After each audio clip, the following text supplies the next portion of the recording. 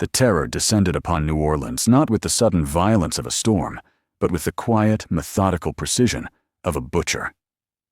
From the humid stillness of 1918 to the fever pitch of 1919, a phantom figure stalked the night, using the city's tool of industry, the axe, as an instrument of murder. He was known only as the Axeman of New Orleans. Hi, thanks for joining me on this journey of unsolved mysteries. If you love real-life stories like this, make sure you subscribe to the channel, but only if you enjoy stories like this. Now, the Axeman was not a serial killer focused on a single type of victim. He was a savage equalizer, targeting immigrants, grocers, and families, primarily of Italian-American heritage. His attacks were characterized by extreme stealth, a brutal weapon, and a bizarre recurring signature. He invariably gained entry by chipping or breaking a panel in a back door and unlocking it from the inside, often using the victim's own tools, left conveniently in their yards or sheds. The murders were never committed with the intent of robbery. The motive was pure, unadulterated slaughter, suggesting a profound and personal pathology. The period spanning 1918 and 1919 saw New Orleans operating under the shadow of World War I and the impending fear of the Spanish flu epidemic. The city's atmosphere was already strained, its infrastructure antiquated, and its police force ill-equipped to handle crimes that defied simple logic. Gaslight and electric lamps cast deep, deceptive shadows over the narrow streets of the French Quarter and the poorer immigrant neighborhoods, the very areas the Axeman favored. The wave of violence began in the darkness of May 23, 1918. The first confirmed victims were the two occupants of a humble grocery store and residence on South Rampart Street, Joseph Maggio and his wife, Catherine. Joseph was a simple barber by trade, but he and his brother Andrew ran the small grocery, catering primarily to their close-knit neighborhood. They were considered quiet, hard-working, and respectable. The attack was discovered when Joseph's brother, Andrew Maggio, who lived in the same building, woke around dawn to the sound of low, agonizing moaning. He rushed into Joseph's apartment and found a scene of staggering, methodical carnage. The couple was still in their bed. Joseph Maggio's throat had been slashed so deeply that he was nearly decapitated, suggesting the killer had used a razor or straight edge before resorting to the blunter weapon. Catherine, found next to him, had been repeatedly struck in the head with a heavy, sharp object, later determined to be a hatchet belonging to the Maggio family, likely kept in their woodshed or backyard for splitting kindling. She died shortly after the police arrived. The method of entry was as disturbing as the violence. The killer had removed a panel from the rear door to gain access to the kitchen, then unlocked the door. The murder weapon was found at the scene, covered in the victim's blood. The subsequent investigation was immediately hampered by the chaotic New Orleans heat, the public's fearful trampling of the scene, and the primitive state of forensic science, which relied heavily on crude physical evidence rather than fingerprints or blood analysis. The lack of robbery immediately mystified investigators. Why such immense violence for no financial gain? The focus on Italian-American victims led police to initially suspect a motive linked to the Sicilian Mafia or the Black Hand, a common focus of fear and suspicion in that era. Yet the Axeman's unique brutality and, crucially, the lack of any customary warning or demand for protection money defied the typical modus operandi of organized crime. The next attack, 3 weeks later, cemented the pattern and deepened the mystery. On June 28, 1918, a tailor named Louis Bessumer and his mistress, Anna Lowe, were attacked in their dwelling on the outskirts of the French Quarter. Louis, struck in the head by an axe, survived and stumbled out into the street for help. Anna, though severely injured, survived for a time, but provided confused, often contradictory testimony to police. Crucially, the pattern was repeated: entry gained by chipping through a back door, and the use of the victim's own axe or hatchet. The scene was stained with blood, yet nothing of value was taken. Anna Lowe, disoriented and perhaps fearful, complicated the case by suggesting that Louis Bessumer himself was the Axeman, or perhaps an accomplice in some dark, undisclosed secret. Police, chasing every lead in the overwhelming public pressure, briefly arrested Bassumer, but the Axeman's unique methods, which tragically continued while Bassumer was detained, quickly cleared him of suspicion. The case remained wide open, the fear compounding itself with the knowledge that the killer was not caught by this brief police success. The following months were punctuated by similar attacks, though some may have been the work of imitators inspired by the growing legend. The year 1919 brought a renewed, terrifying campaign of violence that drove the city into mass panic. The attacks became more frequent, forcing residents to barricade their back doors with furniture, leaving only their front doors for entry. On August 10, 1919, Steve Chiambra and his wife, Mary, were attacked in their home. Steve suffered severe head injuries, and Mary's arm was nearly severed. They both survived, providing investigators with their first living witnesses, albeit injured ones. The Chiambras vehemently insisted that they had been robbed, an anomaly in the case. However, the killer's calling card was again present. Their door panel was found chipped open, the axe was left behind, and a window was found open near the front, suggesting the killer left by the primary route after securing the house, perhaps deliberately leaving a confusing exit path. The police doubted the robbery claim, suspecting the victims might have invented the motive out of sheer desperation or a misunderstanding of the killer's true intent. 3 weeks later, on September 3, 1919, the Axeman struck again with terrifying silence. Sarah Lauman, a young woman living alone, was found severely bludgeoned in her home. She was alive but unconscious, having been struck by the ubiquitous unseen weapon. She had been left in a pool of blood with the same chilling signature of entry. She survived her ordeal, but retained no memory of the attack. Another dead end for the exhausted police force. The panic reached its zenith with the murder of Mike Pepitone on September 13, 1919. Pepitone was attacked and killed in his bed. This crime, discovered by his wife, fueled the public hysteria because the police had no leads, no suspects, and the pattern showed no sign of stopping. The Axeman, seemingly untouchable, had turned the very shadows of the city into his hunting ground.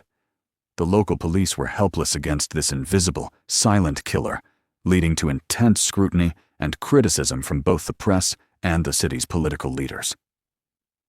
This failure of law enforcement, combined with the city's pervasive fear, set the stage for one of the most remarkable and bizarre episodes in true crime history. In the midst of the terror, a chilling letter, allegedly from the Axeman himself, was published in the local newspapers, including the New Orleans States and Times-Picayune. It was a taunt, a challenge, and a promise. The author, who styled himself a fallen spirit, a demon from hell, and an angel of death, demanded that the city follow a singular command to save its own lives. The letter, published on March 13, 1919, contained the following extraordinary passage, echoing the city's unique cultural heartbeat. Now, to be exact, at 12:15, earthly time, on next Tuesday night, I'm going to pass over New Orleans. In my supreme power, every man and woman who does not jazz on that Tuesday night is going to get an axe, like the Axeman always gives to the Magios, and all of those other people who were so lucky as to get the axe more than once.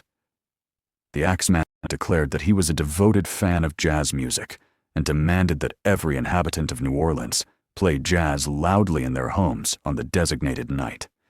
Those who obeyed would be spared, as the music would signal to him that they were safe. Those who remained silent would face his wrath. This letter, written with a theatrical flair that captured the public imagination, was an unprecedented blend of terror and absurdity. The city responded with a mass, desperate obedience. The ultimatum was taken with profound seriousness.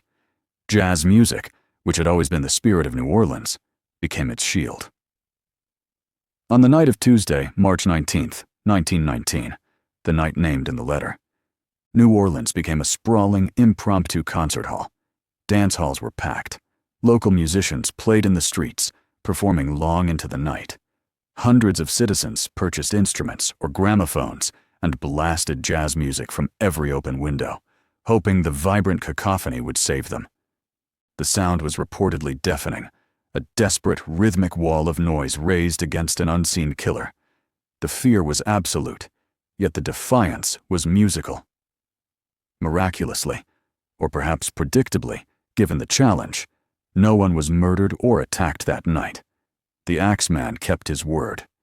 This act of compliance, however disturbing, established the killer's identity as a singular, unpredictable force, seemingly driven by aesthetic or psychological motives rather than traditional crime. It also suggested that the killer was very likely local, familiar with the city's unique cultural landscape and its vulnerabilities. The attacks continued sporadically after the jazz night, but the sheer terror began to subside. The panic, channeled into music, eventually began to dissipate. The last confirmed Axeman attack occurred on October 27, 1919, against an Italian grocer named Charles Cortemilia. Charles, his wife Rosie, and their 2-year-old daughter Mary were brutally attacked. Rosie and Charles survived. The child, however, succumbed to her injuries, marking the final death attributed to the Axeman. This attack produced one of the most tragic and complicated investigative threads. Rosie initially claimed that her husband was the killer, a common, unreliable accusation rooted in shock and trauma. They later recanted this claim. However, Charles Cortemilia, under intense police pressure and possibly motivated by a desire to bring swift closure, changed his story to accuse Frank Giordano, the 20-year-old owner of a nearby pool hall.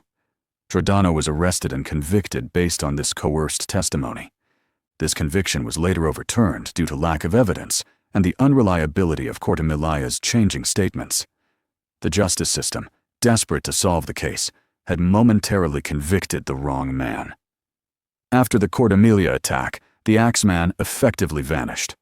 The attacks stopped completely, as abruptly as they had begun. There were no more reports of chipped open back doors, no more blood-stained hatchets left on kitchen floors. The terror that had gripped the city for 17 months simply evaporated. The sudden cessation of the violence led to the most enduring, though disputed, theory regarding the Axeman's identity and fate. 8 months after the last attack in New Orleans, in December 1920, an event occurred outside the city that may have finally closed the case. A woman named Esther Albano shot and killed a man named Joseph Mumfre in his home in Los Angeles. When questioned, Albano claimed she was the widow of Mike Pepitone, the man murdered in September 1919, and that Mumfre was the Axeman, having confessed the crimes to her. She stated that she had tracked Mumfre to California to enact revenge. Mumfre was indeed a New Orleans resident with a criminal record, having known some of the victims through local community ties.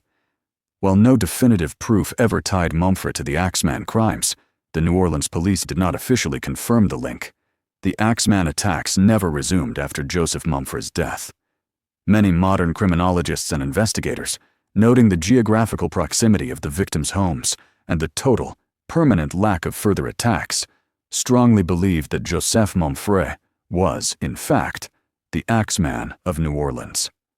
The most likely scenario is that the violence ended not through the failure of the police, but through a separate, private act of revenge. The Axeman of New Orleans remains a terrifying landmark in American true crime for 3 primary reasons. First, the bizarre weapon and method of entry distinguished the killer and amplified the feeling of vulnerability. The danger was not just outside the home, but in the tools kept in the shed. Second, the musical challenge is an unparalleled piece of criminal folklore, forever linking the city's unique cultural heritage to its darkest criminal mystery. Finally, the ambiguous end. The case was never officially solved, yet the sudden, permanent silence after the death of Joseph Mumfre strongly suggests that vigilante justice ended the terror. The Axeman was less a human being and more a chaotic, psychological force that exploited the city's deep racial and cultural divides, forcing all citizens, immigrants, grocers, and shopkeepers to unite in a shared, terrifying musical defense. He was the ghost that haunted the humid alleys, and in the end, the city's collective, desperate jazz performance forced him into the silence he had initially demanded. If you enjoyed this story, make sure to check out the 2 showing on screen right now. Also remember to subscribe to the channel for more unsolved mysteries.